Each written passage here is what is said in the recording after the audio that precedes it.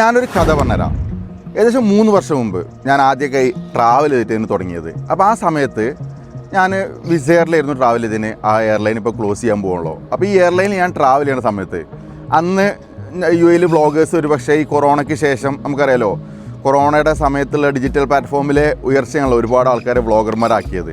അപ്പോൾ ആ സമയത്ത് പൊന്തി വരുന്ന വ്ളോഗേഴ്സ് പല ആൾക്കാരുണ്ടായിരുന്നു. അപ്പോൾ അതിലൊരാൾ ട്രാവൽ വ്ളോഗർ. അപ്പോൾ ഇദ്ദേഹത്തിനോട് എൻ്റെ ഫ്രണ്ട് വഴി ഞാൻ 2-3 സംശയങ്ങൾ ചോദിച്ചു. ഒന്നുമില്ല, അന്ന് എനിക്ക് ബേസിക്കലി എഡിറ്റിംഗ് എന്താണെന്ന് പോലും അറിയില്ല ഇനി.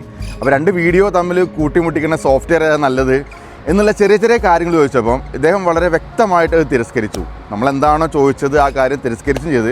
പിന്നീടൊരു കാര്യം, ഇദ്ദേഹത്തിനോട് ചോദിക്കാനുള്ള സ്പേസ് അദ്ദേഹം അങ്ങനെ ഇല്ലാണ്ടാക്കി. അപ്പോൾ അന്ന് എനിക്ക് മനസ്സിലായ കാര്യം, ഒരുപാട് വിഷമമായിട്ടാണ് അന്ന് എനിക്ക് മനസ്സിലായ കാര്യം വെച്ച് കഴിഞ്ഞാൽ, നമ്മൾ വിചാരിക്കണ പോലെയല്ല ആളുകൾക്ക് ചില ആൾക്കാർക്ക് ഈഗോ ആയിരിക്കും. ചിലപ്പോൾ നമുക്കറിയാവുന്ന കാര്യങ്ങൾ മറ്റുള്ള ആൾക്ക് പറഞ്ഞു കൊടുത്തു കഴിഞ്ഞാൽ അയാൾ ഇവിടെ എത്തുന്നോ, അല്ലെങ്കിൽ ഞാൻ എത്തിയൊരു പ്ലേസിൽ വേറെ ആൾ എത്തണ്ട എന്നുള്ള ചിന്തിക്കുന്ന ആൾക്കാരുണ്ടാവും. അപ്പോൾ അത്തരത്തിലുള്ള ആളുകളോട് ചോദിച്ചപ്പം പിന്നെ ഞാൻ ആലോചിച്ചു, ഇനിയിപ്പോൾ ഞാൻ അത് ആരോടും ചോദിക്കുന്നില്ല, ഒരാളോടും ഡിസ്കസ് ചെയ്യാണ്ട് തന്നെ നമുക്ക് പറ്റുന്ന കാര്യം ചെയ്തു പോവാം. പക്ഷെ അന്ന് എൻ്റെ ഒരു ഫ്രണ്ട് ഉണ്ടായിരുന്നു. അവനോട് പറഞ്ഞു കഴിഞ്ഞാൽ, നബീലെ എല്ലാ ദിവസവും എന്തെങ്കിലും ചെയ്യണം. നമ്മളിപ്പം ചില സാധനങ്ങൾക്ക് വ്യൂസ് കുറയും, എല്ലാം കുറയും, പക്ഷേ എല്ലാ ദിവസവും എന്തെങ്കിലും കണ്ടിന്യൂസ് ആയി ചെയ്തുകൊണ്ടേ ഇരിക്കുക. അത്തരത്തിൽ ഞാൻ ആ കാര്യം ഞാൻ തുടർന്നു. പക്ഷേ അതിന് ശേഷം എൻ്റെ ലൈഫിൽ കഴിഞ്ഞൊരു 1-1.5 വർഷമായിട്ട് കുറേ നല്ല ആൾക്കാർ വന്നു. അതായത് നമുക്കൊരു കാര്യം അറിയാം, അത് നമ്മൾ ആർക്കെങ്കിലും പറഞ്ഞു കൊടുത്തു കഴിഞ്ഞാൽ നമ്മൾ അറിവ് കൂടുകയുള്ളൂ, കുറയില്ല എന്ന് ചിന്തിക്കുന്നത്. നമ്മൾ കാരണം വേറെ ആൾക്ക് കുറച്ച് ഉപകാരങ്ങൾ ഉണ്ടായി കഴിഞ്ഞാൽ അത് 2 ഉണ്ടാവും. ഒന്ന് പറഞ്ഞു കഴിഞ്ഞാൽ അതിന് നമുക്കൊരു പേഴ്സണൽ ഫേവർ വേണം, അല്ലാന്നുണ്ടെങ്കിൽ നമുക്കതിൽ സന്തോഷം കിട്ടും, ഒരു ഫീൽ ഗുഡ് കിട്ടും. അപ്പോൾ അത്തരത്തിൽ ഫീൽ ഗുഡ് കിട്ടണേ കുറേ നല്ല കൂട്ടുകാരെ കിട്ടി. അവർ കണ്ടറിഞ്ഞ് എന്നെ കുറേ സഹായിച്ചു.